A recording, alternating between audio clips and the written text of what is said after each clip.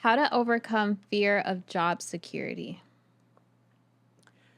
Well, there's no such thing as job security, but growing your reserve of knowledge, developing your gifts, your skills, your talents, you get paid based upon the value that you bring to the marketplace. So economies go sideways. You could be in real estate and get wiped out. I mean, I saw a lot of my friends get wiped out that stayed in real estate after I liquidated and got out, and I'm seeing the same things happen now. Is that people that are in real estate? I have a lot of friends, a lot of family that are in it that have been doing well, especially the last few years, and things have changed a lot.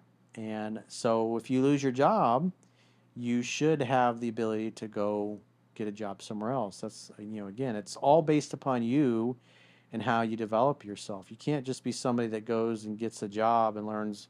I mean, you can, but if you just learn one job and one task and you want to make a career out of that your whole life, you can, but the less skills you have, the less you grow your reserve of knowledge, the less you develop your talents, you're gonna have a harder time finding a job. If you're smart, you're well educated, you're well rounded, you bring a lot of value to the table, it's pretty easy to go and get a job somewhere, even when you're struggling.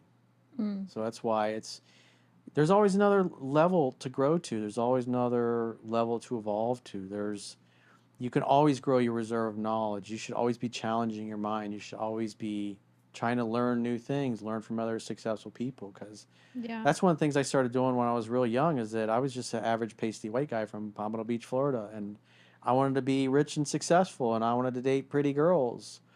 But that's not like they don't give you a book. They don't teach you these things in school. Most people's parents and families don't know these things, and so it's up to the individual to figure out who to learn from, who to allow to influence you.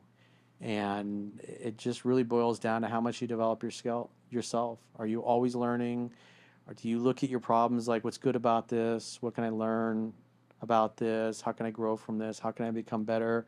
How can next time around I not make the same mistakes? Or as like Henry Ford said, I think he said, failure is basically an opportunity to begin again, but more intelligently. Hmm. Because each time you have a failure, you learn something that doesn't work. And so you shouldn't keep doing the same thing that doesn't work. You should continue to change your approach You're right. and learn from other people, especially people that are more successful than you. It's one of the best things my parents ever did for me was sending me to a private Catholic high school because I got to go to school with the creme de la creme of Fort Lauderdale. I went to school with kids whose families owned NFL franchises, who owned billion-dollar companies, and if I sat and I named off the companies that my friends that I grew up with were, you know, we used to hang out. We are just my buddy that drank beers that we'd go out and party with in the weekends, but their parents were billionaires and they Right. built these huge companies that if I mention them,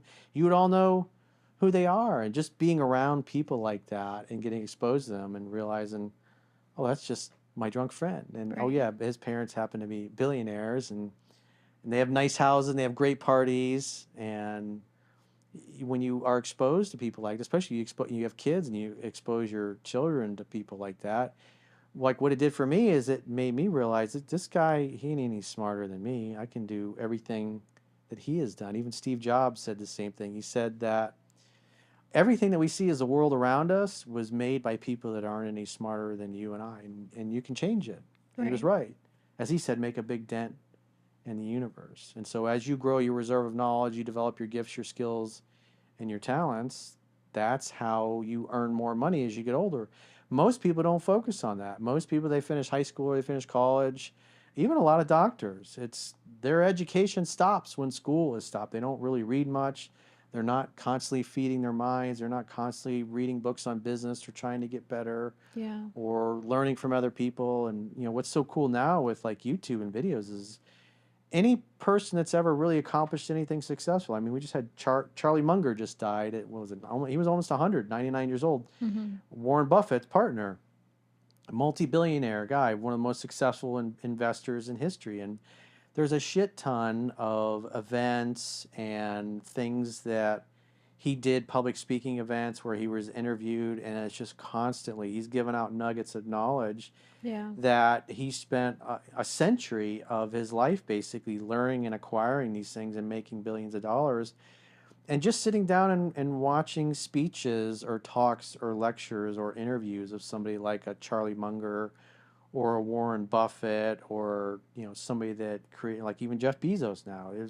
There's a ton of things with him, or Elon Musk. That's one of the things I love about Elon Musk is he's always talking about mindset and success principles and first principles and how he approaches, like how a guy like him who's not a rocket scientist goes and builds rockets now that are so much better and so much more advanced and so cheaply produced that even the Chinese are like, we can't build what you guys build for the money that we don't know how you do it.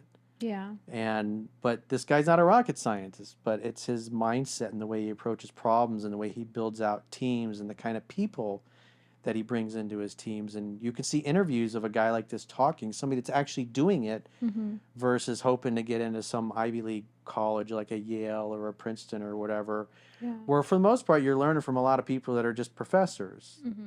But when you can go to an Ivy League school or get a better than Ivy League education just from listening to Elon Musk speak about his business or how he approaches business and entrepreneurship, or Jeff Bezos, or Larry and Sergey from Google, or even Steve Jobs. There's a ton of videos and great interviews from Steve Jobs where he's dropping all these $1 million nuggets of wisdom and knowledge that you can pick up. Whereas like when I was growing up, you could go to the audiobook section in a Barnes and Noble bookstore, Yeah. or get a book, or go to a Tony Robbins seminar or something. There might be an infomercial on late at night. That was the only access to this kind Mm-hmm. of information, and now it's like it's all over the internet, and Yeah. you have the ability to learn from people that you never were able to learn from. It would cost a lot of money. Like in the old days, like I remember Tony Robbins would do this. He would fly all over the world and he would interview these titans of industry and just pick their brain. What's your best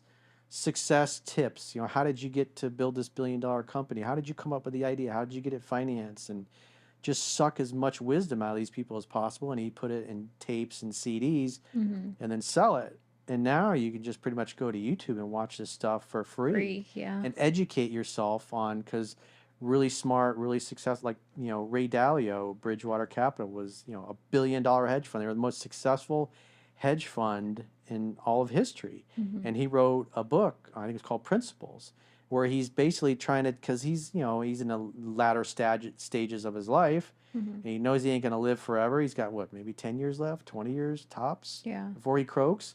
And so he's trying to put all of his information, all of his wisdom, all of his knowledge on the internet and videos, in his books and in his lectures, so people like us can watch him on YouTube and gain the wisdom that it took him a whole lifetime and millions and billions of dollars and mistakes that he made to learn this stuff, and you can get it for nothing. Right. That's so thoughtful of him. Um, how do people find their niche, like their niche, though? People who have no idea what they're The telling. niche, Yeah, their niche. the niche. That's kind of like Target. Target. I'm gonna go to Target for Yeah. shopping. It's so luxurious. What was the question again? How do they The niche? find their niche? Yeah, like their talent, their hidden, like, how do they find that? Well, like Steve Jobs said in one of the greatest speeches I've ever seen in my life is Steve Jobs. I think it was from 2006, his Stanford speech. So you can go to Google or YouTube and just put Steve Jobs Stanford speech. Mm-hmm. One of the best self-help speeches ever, and like he just put some of his absolute best wisdom. And one of the things he said is, this is a paraphrase, you got to follow your heart, your curiosity, and your intuition, because they somehow already know what you want to become. Yeah. So in other words, you gotta, anything you're curious about, that you're interested in, read about, watch videos on it. If there's a company or a product or a service that you're fascinated by, go and talk to the people that work there. Go and maybe see if you can have a cup of coffee with one of the owners, or pick his brain, or just come and take a tour of his plant one day and Mm-hmm. say, I want to be successful like you someday. I'd like to check out your plant. I'd like to work as an unpaid intern. Right. Find somebody that is already succeeding at the highest level doing what you want to do, and either go work for them, internship with them, read their books, watch their videos, buy their products, Mm-hmm. maybe get a job there. Because, when you go learn from other people that are already doing it, you don't have to reinvent the wheel. And the one thing that we all have a limited amount of is time. And Right. so we have the same amount of time, 24 hours in a day, basically. And it's how are we going to spend that? What are most people doing? They're sitting on their ass, they're watching TV, they're playing video games, or, Waking up at like 1 p.m. yeah, waking up at 1 p.m., jerking off to porn or whatever, and not really doing anything to grow their reserve of knowledge, not doing anything to become smarter or wiser, or this time they have. Yeah. There's nothing wrong with wasting time, and you should take time to waste, but Mm-hmm. you should also take as much time as you can, especially when you're young, to learn as much as you can. Because as you get older and you become more successful and you become competent because you did so much when you're younger, then you can kind of coast a little bit Right. when you get older. Because the idea is you're going to do your best work when you're relaxed. And so anything you can do to set your life up to have, like, this was something that Charlie Munger was just mentioning in a recent video. He says most of his time he had time alone to think and to do research. Mm-hmm. So in other words, he would close his door in his office and read a paper, read a book, read some data, read some information on a company he was potentially thinking about buying or investing, and he would just sit there and have a coffee or whatever, or a Coke, and just think and contemplate. Right. And I like that a lot. I relate to that a lot because, like, every job I've ever had, like even when I was in the construction industry, I remember back in the day when I worked at Rooney, there were times I would just close the door in my office and just sit and stare at the wall and think. Back Mm-hmm. when I was in real estate and I had that successful company with my partners, I put the phone on Do Not Disturb, shut my door, and just watch the cars go by as I would contemplate about some kind of issue or business thing that was going on, Mm-hmm. or maybe I was struggling with something with a girl I was dating, still trying to connect dots, and just having the time to think Right. was very helpful. One of my closest friends, the Corey Wayne and Bob podcast, if you guys have ever listened to that, was one I did a few years ago. One of my best friends, back when he was at AOL in the 90s, before he cashed out his golden parachute and has basically spent the rest of his life trading stocks and just enjoying himself. One of the things he said that really struck me when I first met him almost 20 years ago, Yeah. was that he said, this was like when he was in his 20s, and he had one of his millionaire mentors was like, you need to go work for a company that's up and coming, and you can get stock ownership, because then when they go public, you get shares. And because he was real big into technology, and so he went and did this, and he was like the very last guy that got a nice big stock option package at AOL, because everybody that came after that didn't Right. get the same deal he had. And one of the things he always said was that I wanted to get to a place in my life where I had time to think. Mm-hmm. Because you think prior to that, you're going to college. Then he had worked at another tech firm before he went to work at AOL, and he was busy. And it was funny, we were talking just recently at lunch, and we were talking about Google, and because he met Larry and Sergey Mm-hmm. back in the day, they came to AOL, and because AOL was trying to buy Google Yeah. back when it was just Google search. And I think he said, so they met around a ping pong table, Mm-hmm. basically at AOL. It was my friend Larry, Sergey, the guy, I think his name is Steve something, the guy that used to run AOL. He was a CEO. So he's sitting there with all these big wigs. Google was nothing. They offered him like 40 million. Yeah. But unbeknownst to him, just a few days before, Larry Ellison, who was a really good friend of Steve Jobs, Larry Ellison. Do you know who Larry Ellison? What company he owns? Real big tech company. Somebody can fact check me in the comments.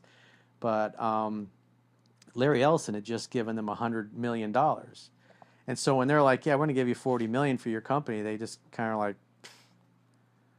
they kind of laughed it off because they already had a commitment for 100 million to invest in their search technology that they were still developing. This was in the late 90s, before Right. a couple years before he left. Mm-hmm. But it was interesting hearing that, where one of my friends was back there, because we were talking about censorship and stuff like that, because Mm-hmm. he was bringing these things up to the heads of AOL back in the day, because Yeah. he helped develop the search engine technology for Japan, and how it organizes the Japanese characters and stuff like that. And And even back then, there were people that were working there that kind of leaned left, that were going, "Oh, this person can't say that in the chat room. This person can't say this." They were even Mm-hmm. starting to kind of censor people back Yeah. then. And he was, he came from Colombia, Mm-hmm. and he saw what the Marxists and the leftists tried to do to his family's business. That they ended up fleeing Colombia and going to Europe because it just became too dangerous and unsafe for them. And so he was against anybody that kind of had those kind of leftist views, and he saw that the culture was kind of Mm-hmm. going that way. But it was just interesting to see. It's like this guy was involved in all this stuff at Yeah. the highest level back then with the biggest players, and he's I patterned my life after him. That's I like to be. I want to create the conditions in my life where I have time to think Mm-hmm. and I'm not too stressed out because again, you're going to do your best work when you're relaxed. Right.